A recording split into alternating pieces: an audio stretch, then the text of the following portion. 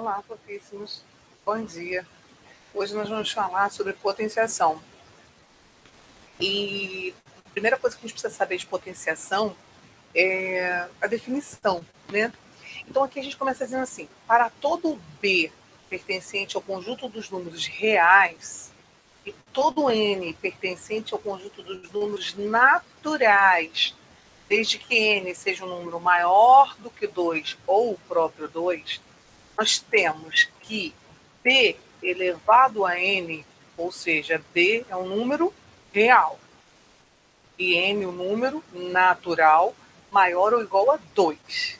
Se nós virmos essa escrita, esse B, que se chama base, na linha do caderno, na linha do livro, na linha da prova, e aqui em cima, um número sobrescrito, a gente vai fazer o quê? A gente vai repetir esse B, multiplicando por ele mesmo, quantas vezes? N. Eu costumo dizer que o N ele não aparece na conta, ele é um manda-chuva, é um mentor intelectual. Então ele vai dizer quantas vezes esse B vai se multiplicar por ele mesmo, desse jeito, tá vendo? B vezes B, vezes B, vezes B, quantas vezes? N vezes. A gente vai observar aqui quantas vezes está e a gente vai repetir esse B multiplicando por ele mesmo. Observe que a potenciação é uma outra operação.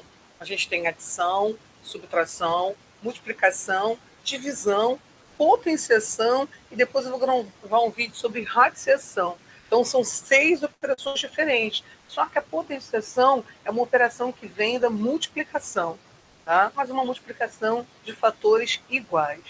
Vamos ver alguns casos da potenciação. O primeiro é, observe a diferença. O expoente, esse númerozinho manda-chuva, que diz quantas vezes vai se repetir, ele está negativo. O que a gente vai fazer quando esse expoente estiver negativo? A gente vai inverter a base. O inverso da base é quando o numerador vira denominador e o denominador vira numerador. Aqui, a gente não vê o denominador, portanto, porque ele está sobre 1. O inverso de B é 1 sobre B. E aí, olha o que aconteceu com o expoente. Ele que era negativo ficou positivo, ok? Então, só lembrando que esse B pode ser qualquer número real, só não pode ser o zero.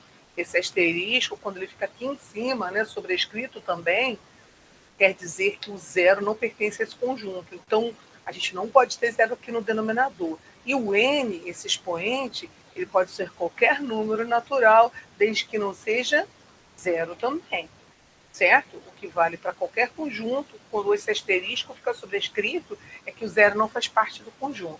Vamos ver outro caso de potenciação. Esse caso aqui, quem é o expoente agora? O expoente é zero. Quando o expoente é zero, o resultado é 1. Então, todo número elevado a zero vai dar 1, com exceção do zero. Observe que aqui ele está dizendo que esse P pode ser qualquer número real, desde que não seja zero. Porque quando eu tenho zero elevado a zero, esse resultado dá zero. Então, o caso em que a gente vai observar que todo número elevado a zero dá 1, com exceção do próprio zero. E zero elevado a zero dá zero. Vamos observar outro caso de potenciação. O expoente agora é 1. Então, B é qualquer número real elevado a 1. O que vai acontecer? Vai dar o próprio número. Tá? Toda vez que B está elevado a 1, vai dar o próprio B. Então, desde que B seja um número real. Vamos fazer algumas observações. Todo número elevado a um expoente par resulta num número positivo. Então, se N for um número par, o resultado vai ser positivo. Agora, se N for um número ímpar, se aqui o expoente for um número ímpar, o resultado vai ser positivo se a base for positiva e negativo se a base for negativa. Mas prestem muita atenção numa coisa muito importante, tá? Observem aqui nesse exemplo que a base é o menos 3, ou seja, o valor de B é o menos 3. E o expoente é 4, que é um número par. Então, esse resultado vai dar positivo. 3 vezes 3, vezes 3, vezes 3. Vamos fazer devagarinho. 3 vezes 3, 9. 9 vezes 3, 27. 27 vezes 3, 81.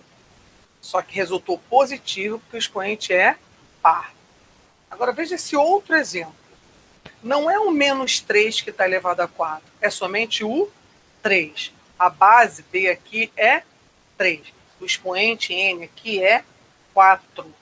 E esse menos, professora? Esse menos, ele está fora. Ele vai ser menos o resultado. Então, nesse caso, vai dar menos 81. Observem que menos 3 elevado a 4 é diferente de menos 3 elevado a 4. Ah, professora, eu só estou vendo de diferença o parêntese. Então, o parêntese está querendo dizer que eu estou levando menos 3. E aqui, sem parêntese, está querendo dizer que eu estou levando somente o 3. E o menos é o sinal do resultado. Então, uma coisa diferente da outra. Tá bom? Lembrem disso. Aqui nós vamos ver algumas propriedades da potenciação. Quando a gente tem um número A e B, reais e que não seja zero, igual está escrito aqui, ó, reais e que não seja zero, e MN, números inteiros, são válidas as seguintes propriedades. Quando eu tenho uma multiplicação, observe uma coisa, aqui a base é B e aqui a base também é B. É a mesma base. A gente vai repetir este B e vai somar o expoente desse primeiro fator com o expoente dessa. Isso é bastante importante e vocês podem fazer o contrário também. Como assim, professor, o contrário? Se eu tiver uma soma, eu posso transformar ela numa multiplicação, desde que eu bote a mesma base, a primeira parcela é o expoente e a segunda parcela o outro expoente. Legal? Agora, observem, a mudança aqui é a divisão. Aqui a base é B, aqui também a base é B. Eu estou dividindo as duas potências. Eu repito essa base B e diminuo os expoentes. E também posso fazer o contrário. Se eu verificar que tem uma subtração aqui no expoente, eu posso escrever uma divisão de duas potências com a mesma base B, só que com o expoente dessa é a primeira parcela e o expoente dessa é a segunda parcela, tá? Da subtração. Esse aqui eu já tenho uma potência de uma potência. Como que eu resolvo? Eu repito essa base B, seja ela quem for, e multiplico N por N. Então, também é verdade, se vocês observarem uma multiplicação, a gente pode escrever assim, ó, esse primeiro fator da multiplicação elevado a B e esse segundo elevado também. Então, tanto isso pode virar isso, quanto isso pode virar isso. Em que situação? Vai depender. Você tem que ter esse conceito e na hora da resolução você vê o que você vai aplicar, certo? Aqui tem uma vantagem que lá atrás, quando a gente aprende propriedade da multiplicação, que eu posso trocar esse N, pode ficar no lugar do M, o N no lugar de N. A ordem dos fatores não altera o produto. Eu brinco com meus alunos que a ordem dos tratores não altera o viaduto. Né? Então eu podia ter colocado o M aqui e o N aqui, que não tinha problema nenhum. Tá bom? Agora aqui, ele vai de uma propriedade tipo distributiva. Se eu tenho A vezes B elevado a M, eu posso escrever o A elevado a M e o B também elevado a M. Desse jeito. Isso ajuda também, às vezes, quando a gente está resolvendo o exercício. Tá? Tem que observar, tem que lembrar disso tudo. E quando for uma divisão, a mesma coisa. Posso escrever separado o A elevado a M dividido pelo B elevado a M. Tá? Isso também é muito importante. Mas, atenção, esse caso aqui, tá vendo? O B é 5. Vamos comparando aí. O N é 2. Estão comparando? E o M é 3. O que a gente explicou agora há pouco? A gente repete o B, ou seja, repete o 5 e multiplica 2 vezes 3. Certo? E aí, isso vai dar 6. 2 vezes 3, 6. Já nesse caso aqui, observe uma coisa, o B é 5, mas o N é 2 elevado a 3. Não é esse caso aqui. Isso aqui é 2 elevado a 3. E o que é 2 elevado a 3? É 2 vezes 2 vezes 2. Vamos fazer essa conta. 2 vezes 2, 4. 4 vezes 2, 8. Então isso aqui é a mesma coisa que 5 elevado a 8. Observaram que isso aqui é diferente um do outro? É muito importante que vocês notem isso. Tá? Nesse aqui, eu tenho 25 elevado a 3. É 25 vezes 25 vezes 25. E nesse aqui, eu tenho 5 elevado a 8. É 5 vezes 5 vezes 5 vezes 5 vezes 5 vezes 5 vezes 5 vezes 5. Tá? Então, 25 elevado a 3 é a mesma coisa que 5 a sexta.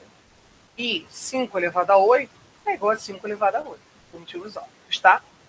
Agora aqui tem uma última coisa que a gente vai falar de potenciação hoje, que é o expoente fracionário, ou seja, quando esse n aqui é uma fração, o que vai acontecer? Até ficou o contrário. Ele se transforma, essa fração, numa raiz, e a raiz se transforma numa fração. Eu brinco com os meus alunos para eles gravarem assim, ó, o n está na sombra, tá vendo? Está embaixo do radical, então ele vai para o sol, fica aqui em cima da laje. E o N, que estava no sol, ele vai ficar aqui, ó, embaixo da laje. Então, quem está na sombra vai para o sol, quem está no sol vai para a sombra. Tá? Vamos ver um exemplo com número para ficar mais fácil. Eu posso transformar esse 9 aqui em 3 elevado a 2, né? Porque 3 vezes 3 é 9. Então, eu escreveria assim. O expoente é 2 e o índice é 3. Esse número que fica aqui na raiz a gente chama de índice.